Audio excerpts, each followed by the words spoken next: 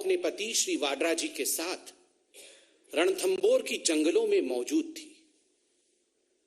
वो वहां अपने जन्मदिन मनाने के लिए प्रस्तुत थी, रणथंबोर में थी। भारतीय जनता पार्टी की एक टीम जिसमें हमारे कुछ सांसद, वरिष्ठ कार्यकर्ता, जब उन्होंने अलवर के इस घटना के विषय में सुना, देखा, जाना तो तुरंत वो प्रियंका जी से बात करने के लिए रवाना हुए।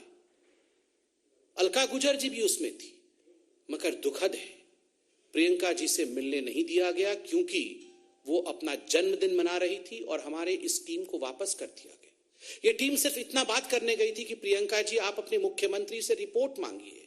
प्रियंका जी, ये राजस्थान में जहां कांग्रेस की सरकार है, महिलाओं के ऊपर इस प्रकार का अत्याचार आखिर दिनों दिन क्यों बढ़ता जा रहा है? ये जो बेटी है, जो निर्भया है राजस्थान की, उसको किस प्रकार से हम अस्पताल में अच्छे से अच्छा चिकित्सा दिलवा सके, सुविधा मुहैया करा सके, केवल इसलिए ये टीम गई थी। किंतु प्रियंका वाड्रा व्यस्त थी, she was busy celebrating her birthday. और प्रियंका वाड्रा और कांग्रेस पार्टी ने साफ इनकार कर दिया कि because she is busy with her birthday, वो अपने जन्मदिन में व्यस्त है, वो किसी से मिल नहीं सकती है। आज सवाल उठता है, प्रियंका जी, क्या आप राजस्थान की बेटी निर्भया से मिलने गई? आप तो पूरे देश में जहां भी अन्याय और अत्याचार होता है, आप और राहुल गांधी तो हर जगह मिलने जाते हैं लोगों से। आप गले लगाकर तस्वीर भी वायरल करते हैं, करना चाहिए, कोई बुराई नहीं है। पीड़िता के साथ खड़ा होना, उसके लिए न्याय का गुहार करना, इसमें कोई बुरी बात नहीं है, इसीलिए तो लोग राजनीति में होते हैं। किंतु चयनात्मक राजनीति करना, दूसरे राज्यों में जहां आपकी सरकार नहीं है वहां जाकर के आप पीड़िता के फोटो को गलत तरीके से वायरल करना, राहुल गांधी जी ने दिल्ली में किया था, बाद में कोर्ट ने भी फटकार लगाया। किंतु अपने राज्य में जहां कांग्रेस पार्टी की सरकार है और आप अपना जन्मदिन मना रहे हो और तनिक दूरी पर एक महिला के साथ जघन्य विभत्स रेप होता है, एक छोटी बालिका के साथ रेप होता है, वो आईसीयू में भर्ती है, आप एक दिन भी आईसीयू में जाकर उसे देखने की चेष्टा तक नहीं करते। प्रियंका जी, आप आईसीयू गई क्या? क्या आपने प्रयास भी किया कि आप रणथंबोर में ही थी, 200 किलोमीटर से कम का डिस्टेंस है, आप गई क्या? पीड़िता के घर गई क्या? पीड़िता के विषय में आपने मुख्यमंत्री से पूछा क्या? मुख्यमंत्री अशोक गहलोत जी से रिपोर्ट तलब किया क्या? प्रियंका जी, ऐसा क्यों है कि उत्तर प्रदेश में जाकर आप कहती हैं कि लड़की हूं, लड़ सकती हूं, किंतु राजस्थान में लड़की हूं तो लड़ना मना है। उत्तर प्रदेश में लड़की हूं, लड़ सकती हूं, राजस्थान में लड़की हूं तो लड़ना मना है। चुप रहना ही पड़ेगा, क्योंकि यहां कांग्रेस की सरकार है। प्रियंका जी, आज आपको सुनना पड़ेगा। अगर आपने अपना बर्थडे मना लिया हो और आप ये प्रेस कॉन्फ्रेंस सुन रही हैं, तो बड़े ही आदर पूर्वक मगर बहुत सख्ती के साथ आज हम कहना चाहते हैं, प्रियंका जी, आपने ये कॉल दिया, आपने ये आह्वान किया कि लड़की हूं, लड़ सकती हूं, किंतु आज हम कहना चाहते हैं, वास्तविक रूप में आप कांग्रेसी हैं और केवल राजनीति कर सकती हैं, केवल राजनीति।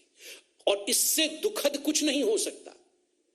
महिलाओं पर हो रहे अत्याचार पर राजनीति करना, उस पर आधारित करके अपने आप को, अपनी महत्वाकांक्षाओं को आगे बढ़ाने की कोशिश करना, ये जो प्रियंका वाड्रा और गांधी परिवार कर रहा है, ये अक्षम्य है। This is unforgivable.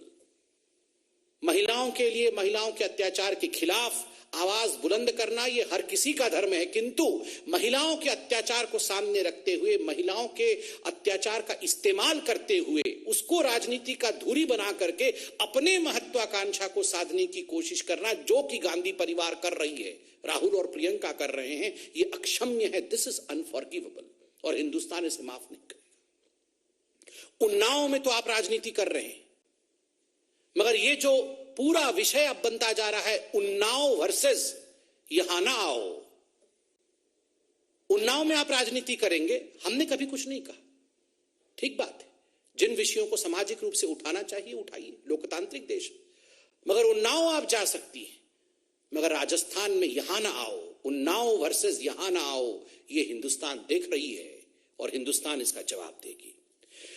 और राहुल जी, जैसा कि मैंने कहा, आपसे तो सवाल पूछना उचित भी नहीं है, क्योंकि आप तो स्वयं मानते हैं कि आप फेल हो चुके हैं और आप उत्तर प्रदेश के मैदानी जंग को छोड़ करके, खैर अभी मेरे ख्याल से विदेश से वापस आए हैं 2-3 दिन पहले, मगर फिर भी राहुल जी, आपने दिल्ली में तो फोटो ट्वीट किया, नाम तक बता दिया, परिवार वालों के फोटो को ट्वीट करके वायरल किया, कोर्ट ने इस पर लताड़ भी लगाया।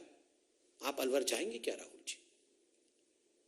प्रियंका जी से बात करके बताइए राहुल जी, आप अलवर जाएंगे क्या? महिलाओं के ऊपर जिस प्रकार की राजनीति प्रियंका वाड्रा और कांग्रेस पार्टी कर रही है, इसका एक और खुलासा कल मीडिया चैनलों के माध्यम से हुआ है। रीता यादव नामक एक महिला जो लंबुआ विधानसभा से शायद कांग्रेस की टिकट मांग रही थी, सुल्तानपुर से, कल हम सब ने चैनल में देखा और बड़ा आश्चर्य हुआ कि ऐसे भी हो सकता है। खुद पे गोली चलाना। याद करिए, जब प्रधानमंत्री की रैली में इसी महिला ने काला झंडा दिखाया था, तब प्रियंका वाड्रा इस महिला के घर गई थी। उनके घर जाके प्रियंका वाड्रा ने उसके साहस की भूरी भूरी तारीफ की थी। बाद में जब इनके ऊपर गोली चली तो प्रियंका और राहुल दोनों ने ट्वीट किया था कि ये तो बीजेपी का कारनामा है। और आज जब हकीकत सामने आया है कि गोली खुद पे चलाया गया था, कांग्रेसियों ने ही कांग्रेस की कार्यकर्ता के ऊपर गोली चला करके एक सिंपैथी वेव क्रिएट करने की कोशिश की थी, तो आज भारतीय जनता पार्टी प्रियंका वाड्रा से और राहुल गांधी से सवाल पूछती है, गोली आपने चलाई थी क्या? उस समय अगर आपको लग रहा था कि गोली हमने चलाई थी, आज जब सच्चाई सामने आ चुका है कि गोली खुद पे चलाया गया था, किसके कहने पर गोली चलवाई गई थी, क्या प्रियंका जी ये सुझाव आपका था या ये सुझाव राहुल गांधी का था?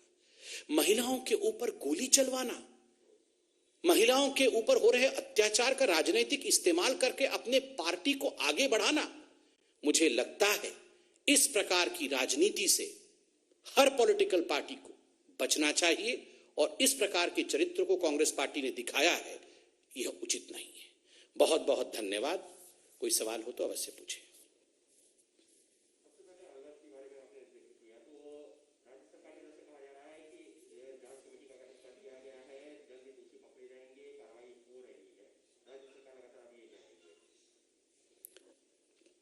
देखिए, मैं तो, आपने सही प्रश्न पूछा है राज्य सरकार के ऊपर। राज्य सरकार की वुमेन एंड चाइल्ड डेवलपमेंट मंत्री है ममता भूपेश जी। ममता भूपेश जी के बयान को हमने कल सुना और बड़ा आश्चर्य लगा दो बातें सुनकर जो ममता भूपेश जी ने राज्य सरकार की तरफ से कहा। ममता भूपेश जी ने कहा, सरकार अकेले ये काम नहीं कर सकती है, इसमें समाज को भी सामने आना होगा। सरकार अकेले गिरफ्तारी, अकेले रेप को रोकना, इस प्रकार के अत्याचारों को रोकने का काम सरकार अकेले नहीं कर सकती है। ममता जी, आप तो खुद एक महिला हैं और इस प्रकार का स्टेटमेंट देना कि सरकार अकेले ये काम नहीं कर सकती है, समाज को ये काम करना होगा, मुझे लगता है सरकार कहीं ना कहीं अपने जिम्मेदारी से अपने मुंह को मोड़ रही है, नंबर एक। नंबर दो, मुझे तो आश्चर्य हुआ, ममता जी ने तुरंत उसके बाद जो स्टेटमेंट दिया कि जो रेपिस्ट थे वो कोई तिलक लगा के आए थे क्या? वो कोई तिलक लगा के आए थे क्या जो हम पहचान जाते कि ये रेपिस्ट है? क्यों? आपने एक धर्म विशेष के साथ रेपिस्टों को जोड़ना, एक तो आप अरेस्ट कर नहीं पा रहे हैं, दूसरा आप कह रही हैं कि ये तो अकेले समाज का, ये तो अकेले सरकार का काम नहीं, समाज का भी काम है। ऊपर से ये कहना कि रेपिस्ट तिलक लगा के आए थे क्या जो हम पहचान जाएं कि रेपिस्ट कौन है। ये तिलक को रेप के साथ जोड़ना, ये कहां की राजनीति है? ये किस प्रकार का बयान है? ममता जी को भी और अशोक गहलोत जी को भी इस पे माफी मांगनी चाहिए।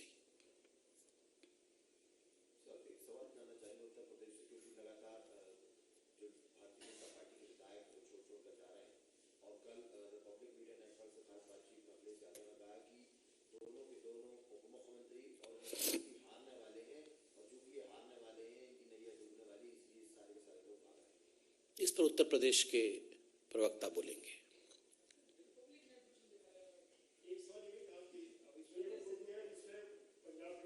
हाँ जी,